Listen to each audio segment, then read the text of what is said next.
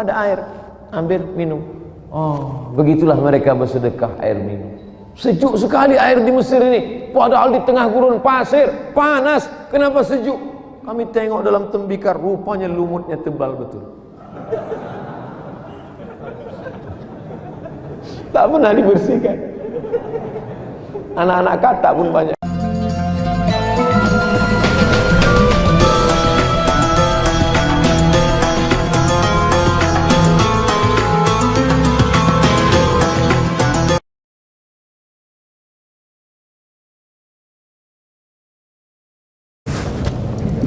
Bismillahirrahmanirrahim. Assalamualaikum warahmatullahi wabarakatuh. Alhamdulillah wassalatu wassalamu ala Rasulillah Sayyidina wa Maulana Muhammad ibni Abdillah wa ala alihi wa sahbihi wa man da'a bi da'watihi wa istanna bi sunnatihi ila yaumi liqa'i rabbih. Rabbi shrah li sadri wa yassir li amri wa hlul 'uqdatam min lisani yafqahu qawli. Bapak-bapak, ibu-ibu, alim ulama, cerdik pandai, tokoh masyarakat, hadirin hadirat, jamaah fardhu subuh, insyaallah kita semua dimuliakan Allah Subhanahu wa taala. Majtama'a qaumun fi baitin min buyutillah, sekelompok orang berkumpul di rumah Allah. Yatsluna kitab Allah, yang dibacanya ayat-ayat Allah, hadis-hadis Rasulullah. Penjelasan ulama tentang ayat dan hadis Rasulullah sallallahu alaihi wasallam. Wa yatadarasunahu fima bainakum, kemudian dia mengkaji isinya. 3 yang dilakukan: duduk berkumpul di rumah Allah, membaca ayat-ayat Allah, mengkaji isinya. Allah balas 4. Nazalat alaihimus sakinah, diturunkan Allah ketenangan ke dalam hatinya. Jadi kalau ada nanti di antara jamaah ini yang tertidur saat saya menjelaskan hadis ini, itu berarti memang hatinya betul-betul tenang. Wasyad bihimur rahmah, turun rahmat kepada mereka. Padahal kita ini masuk surga bukan karena tahajud kita, bukan karena witir kita, bukan karena tarawih kita, bukan karena sedekah kita. Kita masuk surga karena rahmat Allah. La yudkhilal jannata ahadakum amaluhu, tidak satu pun dari kamu masuk surga karena amalmu. Wala ana ya Rasulullah, aku pun tak masuk surga karena amalku. Wala anta wala ana, aku pun tak masuk surga karena amalku. Illa ayyataghammadani Allahu bi rahmatih, masuk surga karena rahmat Allah. Berkumpul di masjid ini diantaranya adalah menurunkan rahmat Allah Subhanahu wa taala. Hafat bihimul malaikah, mereka dikelilingi oleh para malaikat. Malaikat yang diciptakan Allah Subhanahu wa taala min nur, dari cahaya. Uli ajnihatin, bersayap. Masna, ada yang sayapnya 2. Wa sulasa, ada yang sayapnya 3. Wa ruba, ada sayapnya 4. Kalau diletakkannya satunya di ujung dunia, maka yang satu lagi di ujung timur, di ujung barat. Itulah mengapa manusia itu diciptakan dari darah, tulang, daging. Nampak dia berbentuk, dan malaikat tak nampak, tak berbentuk. Karena seandainya malaikat itu nampak dan berbentuk, maka tidak muatlah dunia ini, saking besarnya malaikat. Malaikat yang besar, yang hebat itu, apa kerja dia? Wa nahnu nusabbihu bihamdika wa nuqaddisu lak. Malaikat yang agung, yang besar, yang hebat, yang gagah, yang perkasa, yang mulia itu kerjanya hanya bertasbih saja.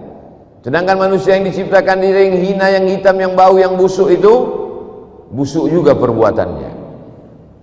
Maka bagaimana caranya biar bisa kita satu majelis sama malaikat, berkumpul di masjid, mengkaji ayat-ayat Allah, mengkaji hadis Rasulullah, diturunkan ketenangan ke dalam hati, diliputi rahmat, dikelilingi malaikat. Wa dzakarahumullahu fi man indah, dibanggakan Allah taala kepada malaikat-malaikatnya. Hai malaikat, dulu aku waktu mau menciptakan mereka, kalian semua komplain mengatakan ataj'alu fiha may yufsidu fiha wa yasfikud dima. Untuk apa kau ciptakan mereka ya Allah? Mereka itu nanti hanya akan berperang, menumpahkan darah, berkelahi, sumpah serapah, caci maki. Tapi tidak begitu dengan orang Palembang. Kuciptakan mereka, mereka duduk bersimpuh di masjidku. Mereka mendengar kajian sabda nabiku, kata Allah Subhanahu wa taala. Pernahkah mereka melihat surga? Tidak. Pernahkah mereka menengok neraka? Tidak. Pernahkah mereka melihat aku? Tidak. bagaimana seandainya mereka pernah menengok aku dan pernah melihat surga dan pernah merasakan sakitnya neraka. Kata malaikat, tentulah amal mereka lebih hebat daripada ini. Mudah-mudahan kita termasuk yang dibanggakan Allah kepada para malaikat. 4 balasan. Turun rahmat, diliputi rahmat, ditenangkan hati, diliputi rahmat, dikelilingi malaikat, dibanggakan Allah Subhanahu wa taala. Hadis yang mau kita kaji subuh ini adalah hadis. Hadis itu apa? Cerita. Hadis itu cerita. Hadis Nabi, cerita tentang Nabi. Ma udhifa ila Nabi sallallahu alaihi wasallam min qaulin aw fi'lin aw taqririn aw sifati khalqiyatin wa khuluqiyatin. 5. Yang 5 ini disebut dengan hadis Nabi SAW. Qaulin, cakap, statement, ucapan, kata-kata yang keluar dari mulut Nabi SAW. Au fi'lin, perbuatan. Bagaimana dia salat mengangkat takbiratul ihram, bagaimana dia tawaf dan sa'i, bagaimana dia berjalan, bagaimana dia tersenyum, bagaimana dia pakai sorban. Perbuatan. Mengudhifa Nabi SAW min qaulin au fi'lin au taqririn. Ada sahabat Nabi yang melakukan suatu perbuatan disetujui oleh Nabi, namanya takrir. Ada orang menerjemahkannya pengakuan, ada orang menerjemahkannya persetujuan. Contohnya, Nabi sedang sholat, Allahu Akbar, ada sahabat di belakang membaca doa, Allahu Akbar kabira walhamdulillahi katsira wa subhanallah bukratan wa asila. Nabi tak pernah mengajarkan itu, Nabi tak pernah membaca itu, Nabi tak pernah menyuruh itu, Nabi tak pernah mengatakan begini doanya. Selesai sholat Nabi tanya, manil qail, siapa tadi yang ku dengar membaca Allahu Akbar kabira alhamdulillah katsira subhanallah bukratan wa asila? Ana ya Rasulullah, aku yang membaca itu tadi ya Rasulullah. Kata Nabi, futihat abwabus sama, terbuka pintu langit karena doa yang kau baca. Hadis ini diriwayatkan oleh sahabat Nabi yang mulia Sayyidina Abdullah bin Umar radhiyallahu anhuma. Abdullah Umar bin Khattab punya anak namanya Abdullah bin Umar. Sejak itu aku tak pernah meninggalkan Allahu Akbar kabira, Allahu Akbar kabira walhamdulillah katsira wa subhanallahi bukratan wa asila. Titik, sampai itu saja. Lalu doa iftidah yang kita baca selama ini, 2 hadis yang dicampur digabung jadi satu. Allahu Akbar kabira walhamdulillah katsira wa subhanallahi bukratan wa asila. Titik, tambah wajjahtu wajhiya illadzi fatara as-samawati wal arda hanifan musliman wa ma ana minal musyrikin inna salati wa nusuki wa mahyaya wa mamati lillahi rabbil alamin la syarika lahu wa bidzalika umirtu wa ana minal muslimin. Oh, 2 iftitah Pak Ustaz ya. Kalau saya baca satu aja Pak Ustaz, Allahu Akbar kabira walhamdulillah katsira wa subhanallahi bukratan wa asila, bagus. Kalau saya tak baca Pak Ustaz, keterlaluan. Nabi setuju dengan doa yang dibaca oleh sahabat itu, maka itu namanya takrir. Sifati khalqiyatin, fisik Nabi, khalq, fisik Nabi. Rambut Nabi tidak lurus, tidak keriting. Rambut Nabi itu tak lurus macam rambut orang kita, tidak pula keriting macam orang Afrika, tapi ikal sedang. Nabi itu tidak pula terlalu tinggi, tak pula terlalu rendah. Nabi itu tapak tangan dicium oleh Anas bin Malik, ku cium tapak tangan Nabi atyabu min rihil miski, lebih harum daripada semerbak kasturi. Nabi ketika naik ke atas mimbar, diangkatnya tangannya berdoa waktu doa istisqa, lengan baju Nabi turun ke bawah sampai sahabat di bawah. Nampak kami ketiak Nabi bayadha ibtayhi, putih ketiak Nabi. Nabi itu saking putihnya ketiaknya pun putih. Orang kita putih, ketiak hitam. Nabi sallallahu alaihi wasallam. Tentang sifat-sifat Nabi ini di mana bisa kita kaji Pak Ustaz? Ada satu kitab namanya Asy-Syama'il Al-Muhammadiyah. Di Palembang dikaji oleh para habaib. Tradisi para habaib mengajarkan bagaimana sifat-sifat Nabi, dikaji satu sifat Nabi. Setelah mengkaji Asy-Syama'il Muhammadiyah, banyak bersolawat, maka andai dibukakan Allah hijab, nampaknya Rasulullah SAW sesuailah dengan isi kitab itu. Jadi bukan asal aja orang mimpi jumpa Nabi. Saya mimpi jumpa Nabi Pak Ustaz. Pernah kau baca Syama'il? Tidak. Gimana kau bisa kenal dia? Bagaimana nampakmu Nabi dalam mimpimu itu? Semua rambutnya putih. Itu bukan Nabi, itu drunken master. Nabi itu jenggot sama rambutnya tak sampai 20 helai putih. Syama'il al-Muhammadiyah. wa khuluqiyatin, akhlak Nabi.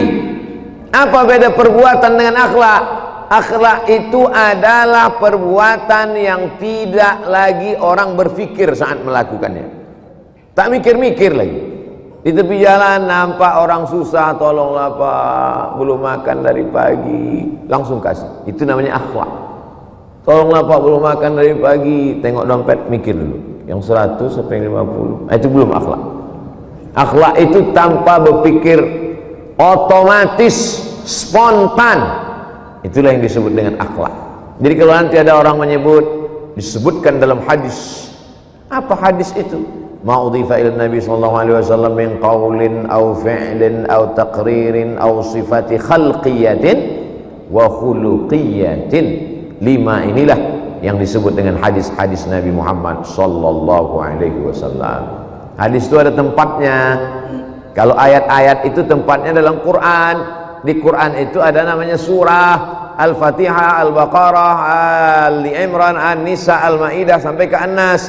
Kalau hadis itu juga ada tempatnya.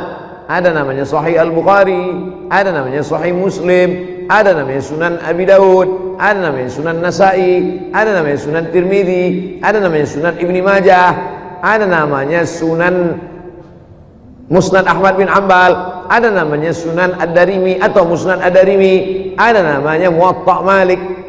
Berapa kitab hadis itu Pak Ustaz? Banyak. Sebutkan lagi Pak Ustaz. Yang 9 itu aja lah, ingat-ingat dulu. Lalu hadis yang kita kaji subuh ini di mana letaknya? Ada dalam Sahih Al-Bukhari dan ada dalam Sahih Muslim. Ada dalam Sahih Bukhari, tak ada dalam Sahih Muslim. Ada dalam Sahih Muslim, tak ada dalam Sahih Bukhari. Ada dalam Sahih Bukhari, ada dalam Sahih Muslim. Itulah yang paling tinggi level hadis. Hadis ini yang mau kita kaji subuh ini ada dalam Sahih Bukhari dan ada dalam Sahih Muslim. Sepakat Imam Bukhari dengan Imam Muslim, maka ada satu istilah namanya muttafaqun alaihi. Sepakat Bukhari dan Muslim meletakkan hadis ini dalam kitab mereka, menunjukkan hadis ini amat sangat penting. Ala unabbiukum bi akbaril kabair. Maukah kutunjukkan kepada kamu, kuberitahukan kepada kamu akbar, paling besar, kabair, di antara dosa-dosa besar. Di antara dosa yang paling besar ada dosa besar, ada dosa kecil, ada dosa kecil, ada dosa besar, ada dosa terbesar di antara dosa-dosa besar. Kalau mau masuk neraka yang paling panas, lakukanlah ini. Apa itu ya Rasulullah? Ada 3 dosa terbesar di antara dosa besar. Inilah yang mau kita kaji subuh ini.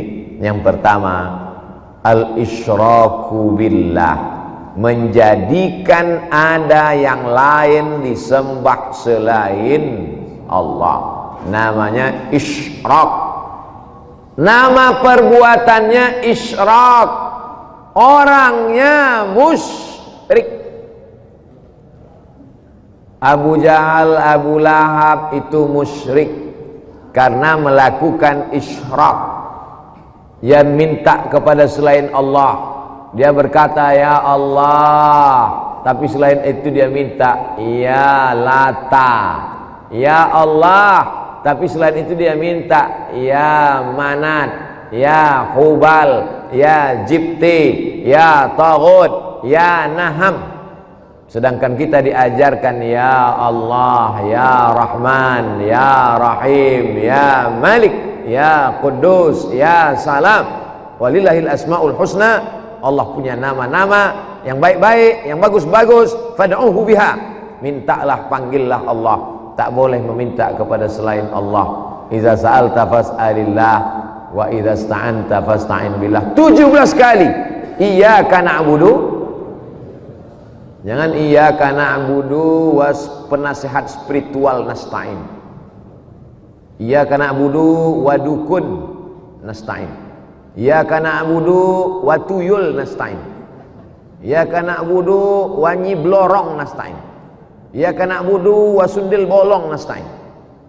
Tahu juga Ustaz Somad nih hantu-hantu. Kau pikir aku kenal malaikat aja?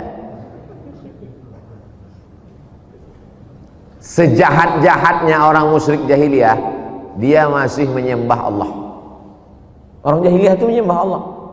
Hanya saja di samping menyembah Allah, dia menyembah Tuhan-Tuhan lain.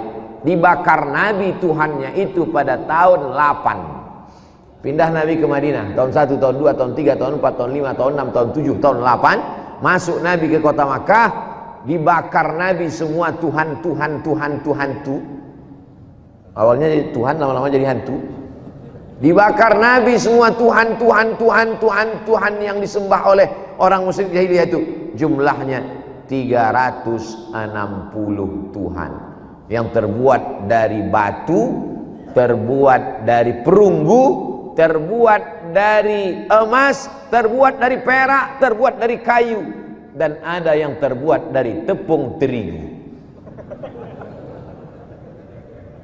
Dibuat Tuhan itu dari tepung terigu. Diambil tepung terigu, dikasih minyak sapi, minyak samin, diadon. Setelah itu dibuat besar-besar. Setelah itu disembah. Disembah. Setelah disembah, pas lapar, cuil tuan. Itulah maka Sayyidina Umar pernah satu saat dia tersenyum. Kenapa kau tersenyum Umar? Ingat aku perbuatanku jahiliyah dulu. Ku buat Tuhan itu besar-besar. Kenapa? Siapa yang paling besar Tuhannya? Itulah banyak. Setelah Allahu Akbar, Allahu Akbar. Azan apa itu? Azan zuhur. Macam-macam maghrib ku dengar katanya.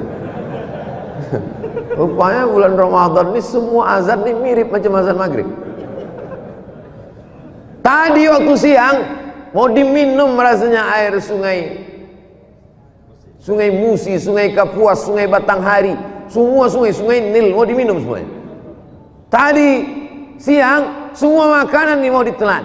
Tapi begitu 2-3 butir kurma, sunat ini Pak Ustaz, sunat 3 ini Pak Ustaz. Silakanlah makan, tapi jangan mempertuhankan makanan.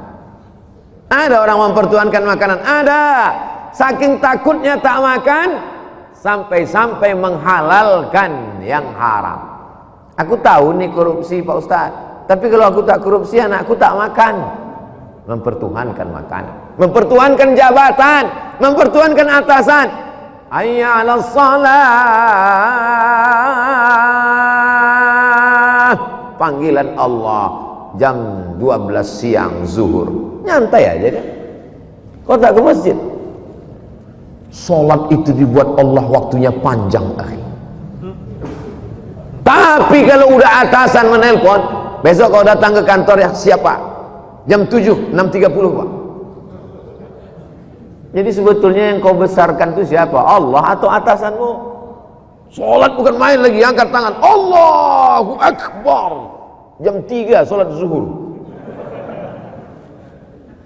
Kata-katamu gombal, kata setan, kata malaikat. Oleh sebab itu maka betul-betullah kita ini la ilaha illallah. Idza sa'alta fas'alillah, kalau minta-minta kepada Allah.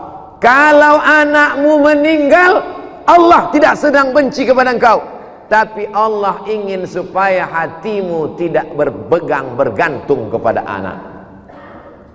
Anak Nabi Muhammad SAW, Al-Qasim meninggal, Abdullah meninggal, Ibrahim meninggal, Zainab meninggal, Ruqayyah meninggal, Ummu Kulsum meninggal. Anak Nabi 6 meninggal ketika dia masih hidup.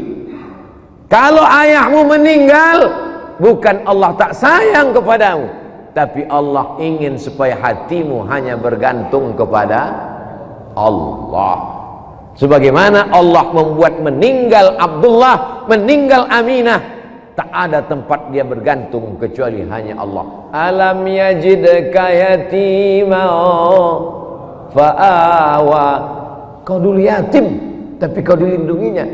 Jangan buruk sangka suudzon kepada Allah Subhanahu wa taala. Kalau kau terusir dari istana yang megah, supaya hatimu tak terikat kepada kekuasaan dan jabatan, sebagaimana terbuangnya Nabi Musa alaihissalam.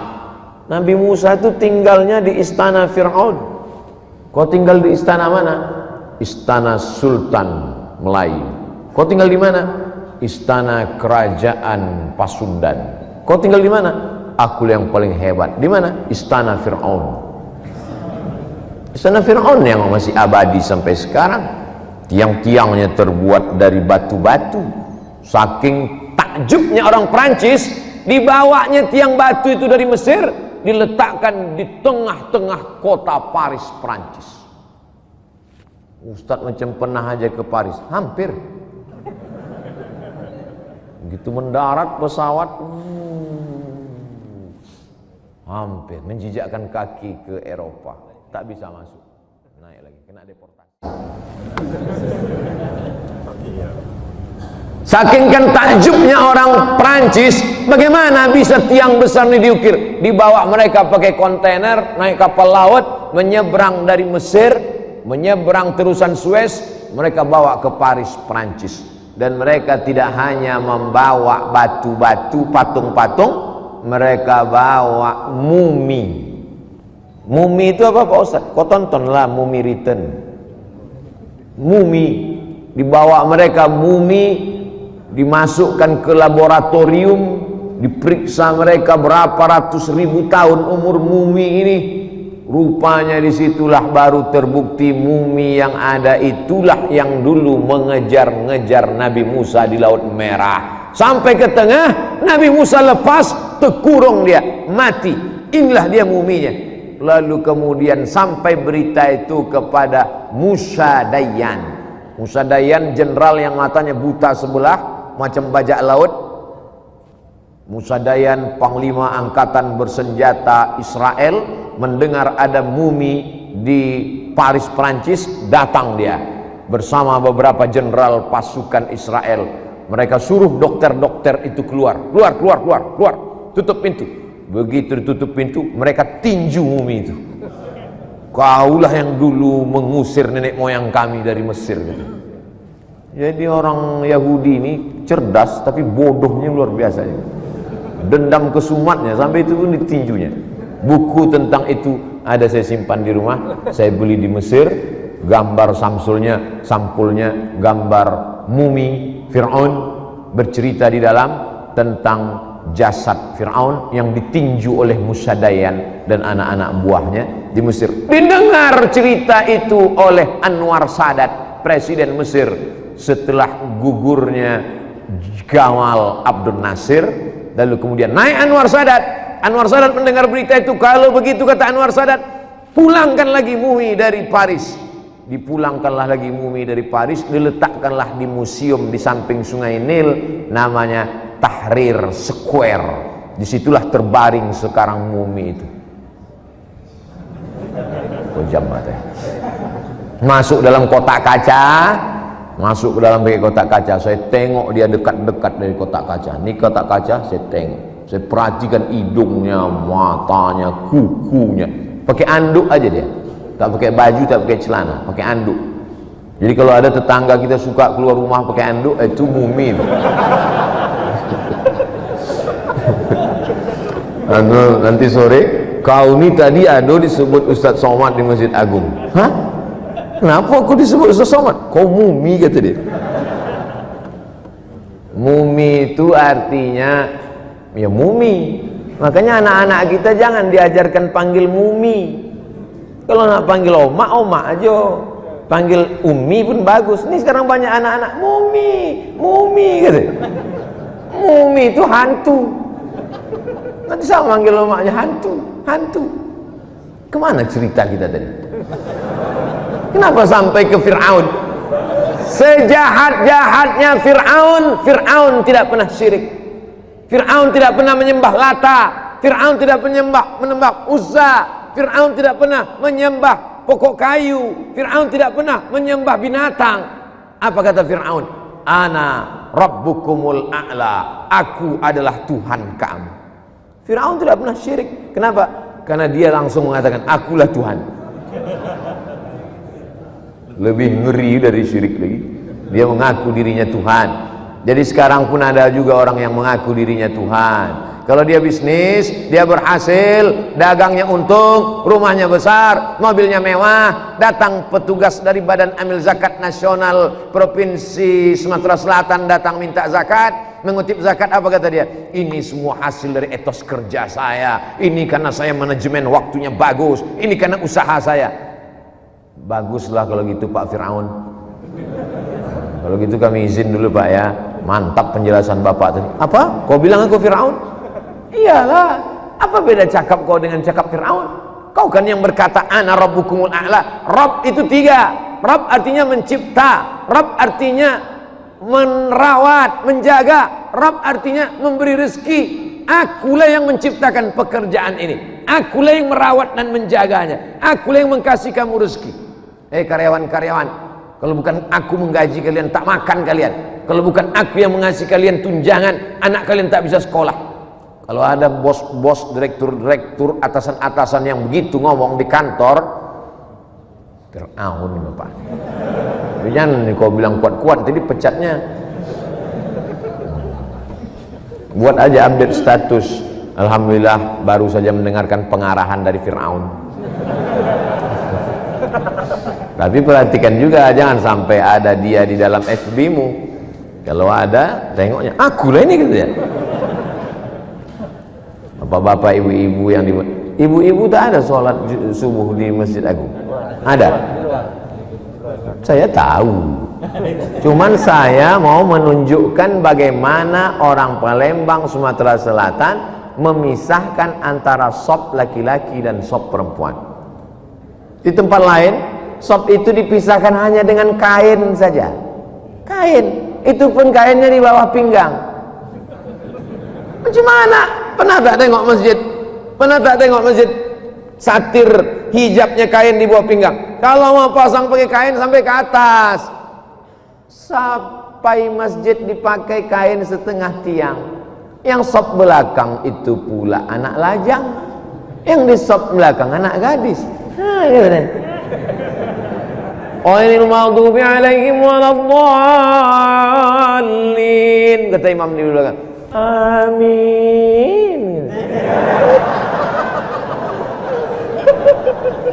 Inilah anak-anak muda, tak betul. Oleh sebab itu dibuat dia supaya tak tahu yang paling belakang itu. Makanya sebaik-baik sop laki-laki depan, sebaik-baik sop perempuan yang ujung belakang. Kenapa? Karena sop yang paling depan itulah yang paling jauh dari perempuan, dan sop perempuan yang paling ujung itulah yang paling jauh dari laki-laki. Tapi di Palembang itu sengaja dibuatkan tempat khusus perempuan. Saya pernah melihat masjid seperti ini cuma 2. Yang perempuannya tak nampak sama sekali ada tempat khusus. Pertama di Palembang, yang kedua di kampung saya sendiri. Kampung saya, tempat kelahiran emak saya.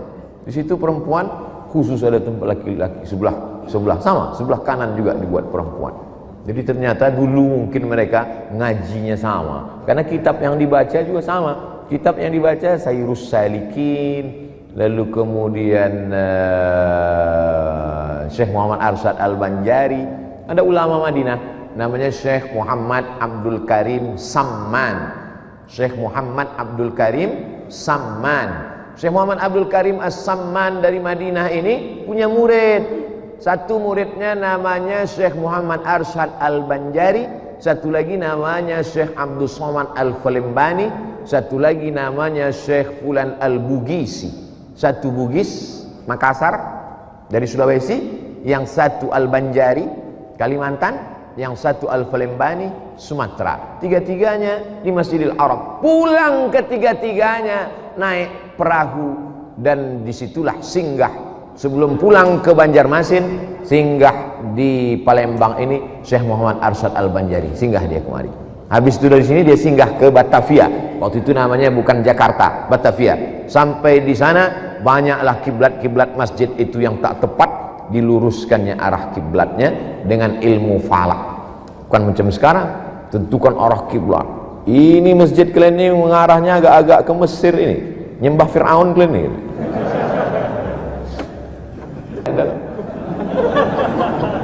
Patutlah sujud. Maka zaman sekarang kita jangan lagi bersedekah air dalam tembikar. tapi cukup datang ke pesantren, Pak Kiai, berapa sumur bor yang bisa dibangun? Berapalah harga buat sumur bor? Di Palembang berapa pasaran harga sumur bor? Hah? 200? 2.100.000? 1.200.000? Nah, karena udah lama berkawan 1.300.000 saja lah. 1.300.000 Pak, satu sumur bor di Palembang 1.300.000. Maka ini mengalir sampai hari kiamat. Assalamualaikum Pak Kiai, Tuan Guru, ya. Berapa santri di sini? Ada 3.000 Pak Ustaz. Banyak ya. WC-nya berapa? 3. Ngantrinya mereka pagi itu. Cuman ada yang tertahan, ada yang tak tertahan, ada yang terlepas. Hah? Kau wakafkan WC tempat wudhu sekalian. Itu luar biasa untuk almarhumah. Jalan-jalan orang kaya sore-sore naik mobil nengok baleho, pembebasan tanah pembangunan masjid 1 meter hanya 500.000 saja. Berhenti, catat nomor, telepon, Assalamualaikum. Waalaikumsalam. Betul kalian pengurus mau pembebasan masjid ini? Ya. 1 meter berapa? 500.000. Saya 100 meter. Mantap. Bapak mau transfer? Nantilah, niat aja dulu. Namal a'malu binniyat. Transfer lah. Betul-betul lah ini jamaah PHP, memberi harapan palsu. Kalau masih hidup dia cium tangannya, peluk badannya, belikan kain, belikan sajadah, dipakainya kainmu, dibentangnya sajadahmu, mengaji dia di tengah malam. Itulah nikmat yang paling besar. Tak ada doa yang paling mustajab, apalagi ini bulan Ramadan, di akhir Ramadan, di ujung Ramadan, kalau masih hidup. Jadi jangan kau ejek orang ziarah di akhir Ramadan. Dia sedang rindu sama orang tuanya. Dia kemarin pakai narkoba, mabuk, sakau. Di akhir Ramadan dia tobat, ziarah dia. Pas sedang ziarah, itulah kau datang. Ya akhi, ziarah di akhir Ramadan itu bid'ah. Aku mabuk 20 tahun tak ada kau bilang bid'ah. Aku baru tobat pagi tadi, sekarang aku ziarah kau bilang bid'ah. Inilah sama kau gitu. Kalau masih hidup dia, jangan kalian lawan. Dengan orang tua itu jurusnya 3 aja anakku. Pertama, diam. Yang kedua, diam. Yang ketiga, diam. Apapun kata dia, diam.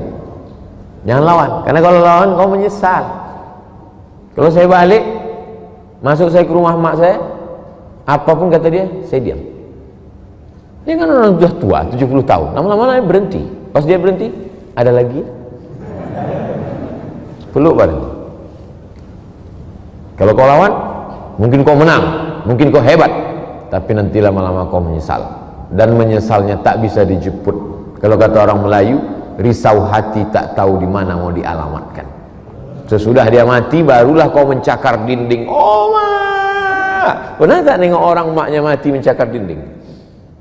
Itu penyesalan yang mendalam, tak bisa dijemput balik. Tapi kalau kau buat baik, punya duit bawa umrah, duit banyak pergi haji, kau senangkan hatinya, andai belum bisa menyenangkannya, prinsipnya satu saja, jangan kau susahkan. Kalau kau bisa membahagiakannya, jangan kau sempitkan hatinya. Dia udah meninggal Pak Ustadz, ziarah ke makamnya, jangan sampai lalangnya setinggi tegak. Bangun tengah malam, baca Yasin. Rabbi firli wali walidayya warhamhuma kama rabbayani shaghira. Sebesar buah keras, tai kau dimakan. Itu cakap emak saya dulu. Saya dengar sampai sekarang. Sebesar buah keras, tai kau makan. Kenapa gitu mak? Setiap anak-anak nih, itu emaknya memakan taiknya sebesar buah keras. Tahu buah keras? Buah keras untuk menggulai sebesar itu makan. Bagaimana pula emak makan tai sebesar buah keras? Dia sedang mencebok anaknya. Dia sedang mencebok, dia sedang makan enak. Pas sedang makan enak, cerip anak itu berak. Diceboknya, habis ceboknya kurang-kurang bersih kadang makan dia lagi. Sehari segini, sehari segini, sehari segini. Anak tuh besar 5 tahun, 10 tahun. Satu anak tuh sebesar buah keras tai dimakannya. Tapi begitu besar sombongnya minta ampun. Padahal kalau dia mau dicekik kan waktu mati. Cuman orang tua ini kan cakapnya tak kasar. Udah berdiri gini mau foto, mau foto. Ustaz Somad udah berfoto, diri. Ada mak-mak tua situ. Apa kata bini ya?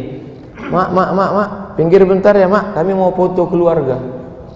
Oh, hancur hati.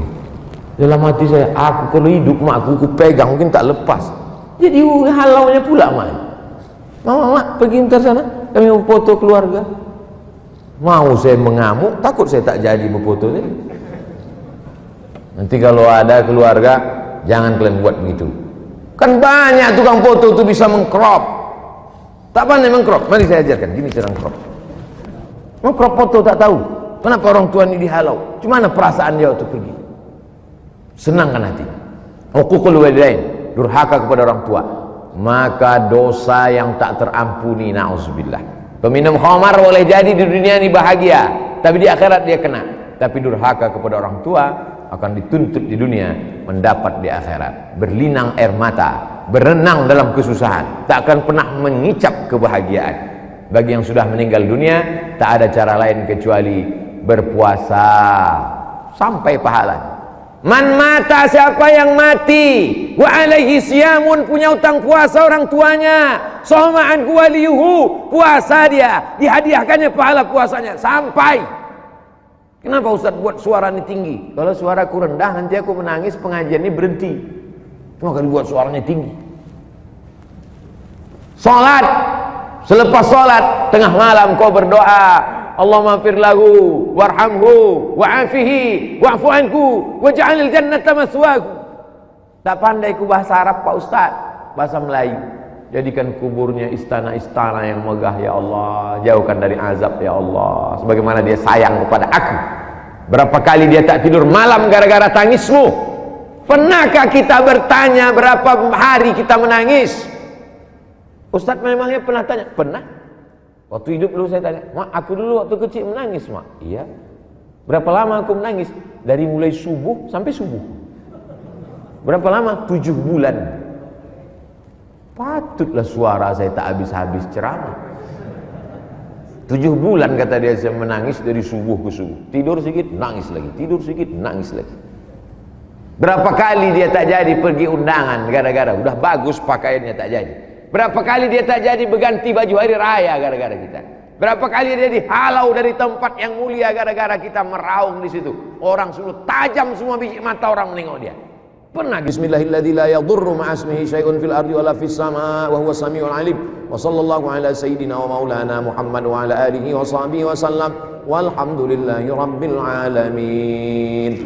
Saya dapat hadiah tongkat. Bulan lalu saya ke Palembang dikasih tongkat. Sebulan sesudah itu menikah saya. Jadi takut saya menerima tongkat. Terima kasih banyak. Jazakumullah. Man ahsana ilaikum, siapa yang berbuat baik pada kamu, fakafi'u, balaslah. Kalau tak sanggup membalas, doakan. Mudah-mudahan saudara yang memberi diberikan Allah kebaikan dunia akhirat. Terima kasih. Wassalamualaikum warahmatullahi wabarakatuh. Jangan desak-desakan, sudah. Biar santai.